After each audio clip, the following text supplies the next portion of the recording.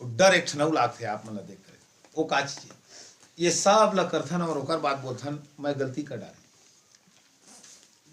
तो कई बार ये जो माफी मांगना लड़ना भी हमन नाटक बना डाले। मैं ये नहीं कहता नहीं मांगना चाहिए, मांगना चाहिए माफी, लेकिन वो हृदय टूटे नहीं हमन। क्यों? क्योंकि हमन खेला था ओकर साथ।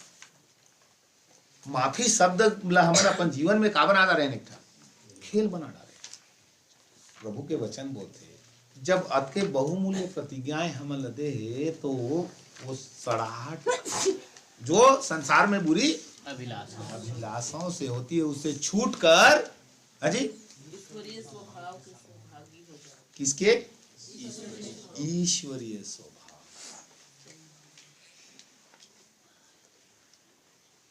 ये साल के शुरू सप्ताह में परमेश्वर